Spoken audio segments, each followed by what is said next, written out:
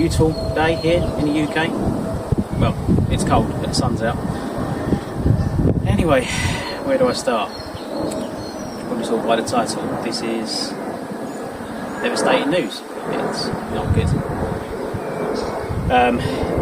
The next clip you'll see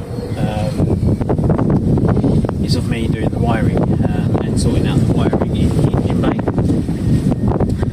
which was awful. The whole entire loom, literally the wires which had been converted to the original Mark II loom had just been cut, rolled together and then taped over it, which is probably the reason why I wasn't getting no signal to the throttle pedal.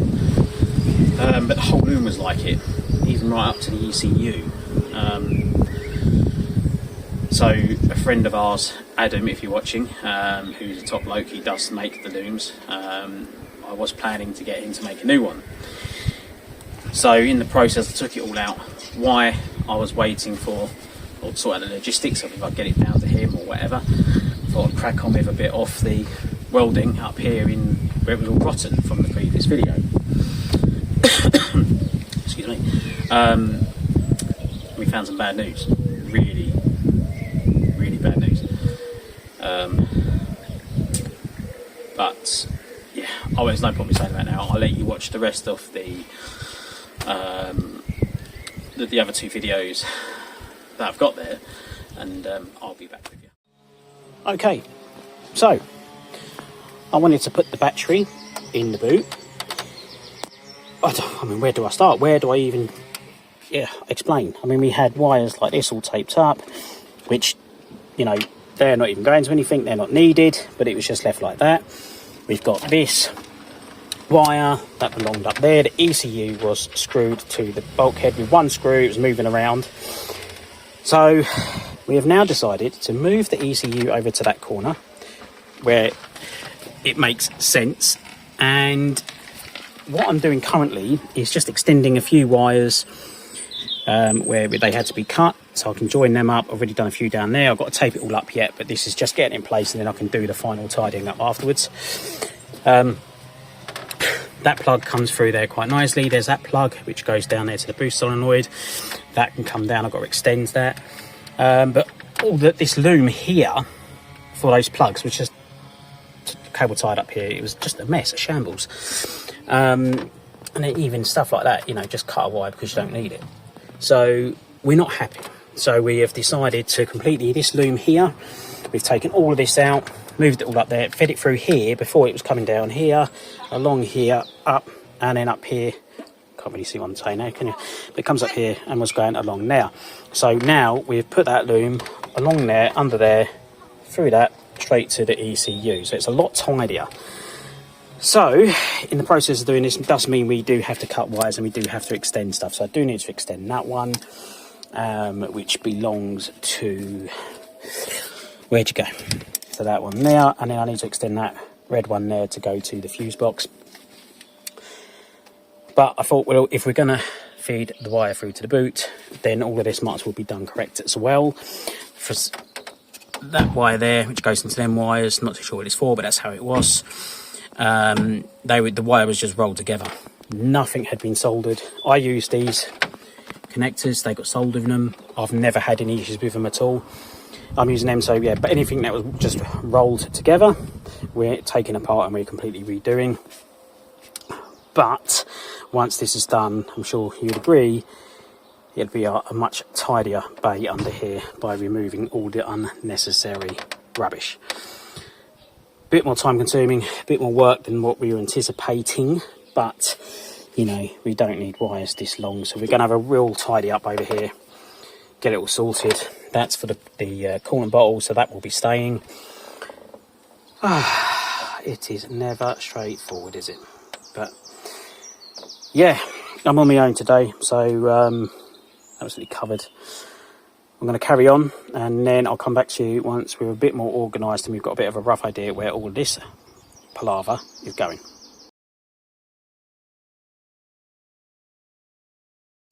Okay, so the sort of telltale sign something was going on at the back was basically all of this rust here.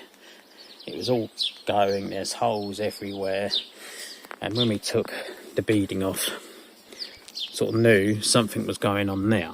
And the same as the other side. Again, loads of corrosion under the skin, all up there, and again all the way along till you get, where is it, just there. Looks like there's a weld going through.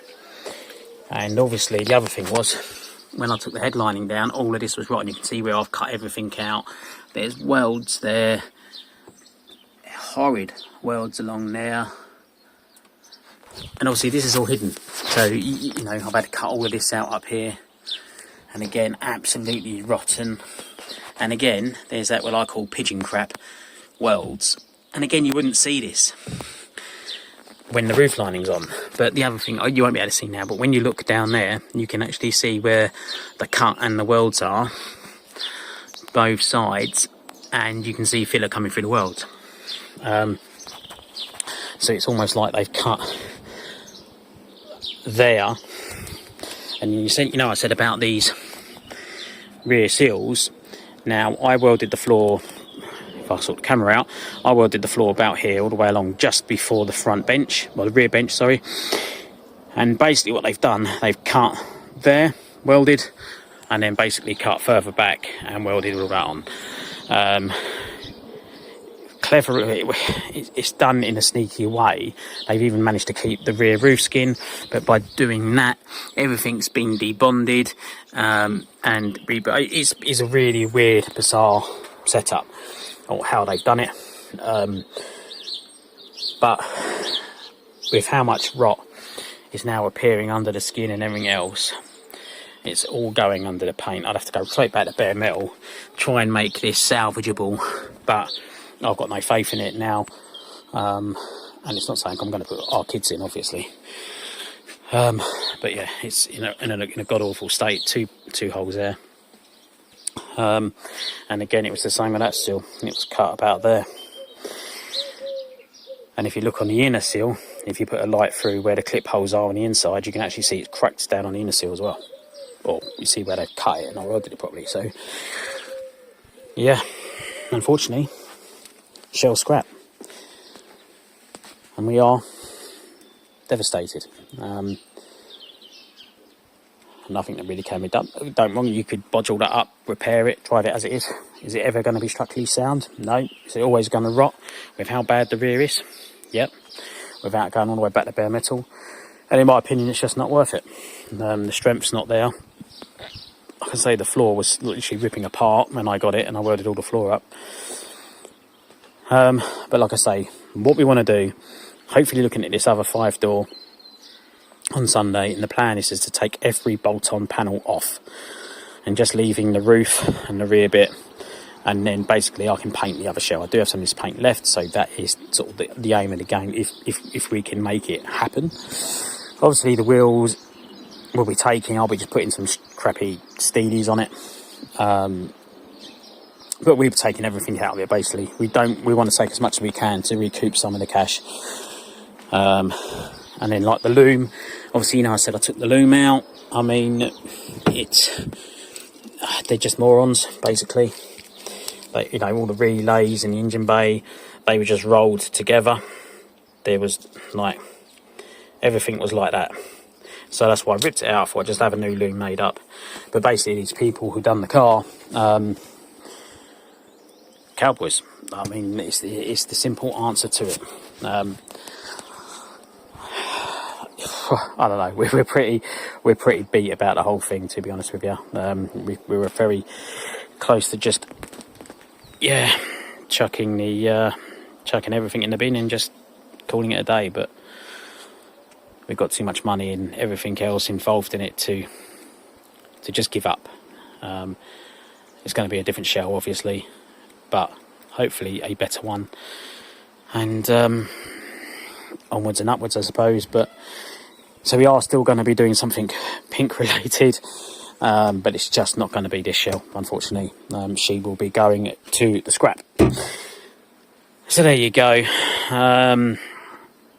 This isn't fantastic news, but yeah, anyway, I'll leave it here because I'll be mumbling on for ages otherwise. But yeah, I appreciate all the support and help. If you can, please give us a thumbs up, and do hit the subscribe button. It's completely free and it helps us out massively, and we're definitely going to need all the help we can get now, and we shall be continuing. So I will hopefully touch base with you next week, but keep safe, take care, catch you soon. So there you go, cheese a cut and shut. They done it, like I say, they did do it very well, to the point is, looking on the outside, you would never have known. I knew something was a bit odd when I was welding the floor on the inside, just because it was like a perfect cut. It's a bit unusual, but at the same time it's not unusual for them to rock there, so I just thought she's had previous repair work and thought nothing of it, or should I say nothing more of it, until we found where it had been cut up here. Obviously I did let the other owner know, apparently he didn't know. It is what it is now, isn't it? It's, you know, we're out of pocket. But there is a silver lining coming out of this. The shell scrap, there's no doubt about it, and unfortunately the TDI conversion has to go, because it has to now fund the other project, not the other project, but what it is, we found another 5-door shell, and it's got the 1.88 valve engine in it, which is just the carburetor one, but it runs, and the shell is really good. It's no welding at all, apart from a little bit by the window screen, so nothing major. Now, the only way I've been able to afford to buy that is to be able to sell this engine conversion with the rolling shell. Everything on this, the doors, the boot, the wings, the bonnet, everything will be coming off to go onto that, and then I will then paint the chassis. We're going to be keeping all the door cards, the roof lining, absolutely everything from this, to gain back as much of funds as possible. Plus, this shell's never going back on the road again. Whoever buys this as a rolling shell for the engine, because it's easier just to take it with it in the shell, I will be informing DVLA before it even leaves here that it's been scrapped, as far as I'm concerned. I'm not having this go back on the road for no one. It's damn sure I'm not going to be put in the same position I have. So I've taken the wheels off already, so they will be going on the new one, which should be delivered here today, fingers crossed. And then we'll make the show car out of that. It's a much better car, which is a good thing in some respects, but at least we can take us all. The doors and the bonnet and stuff like that on it's really good. Apart from the wings, they've been done a bit wavy, but for now they will do the job. The show's literally around the corner now, and we need to get our fingers out and crack on. So, but the doors and this have all been done right. We can get them on the other shell. Fantastic. I've only got to paint the actual chassis itself in the door shut, so it's not going to take me long at all.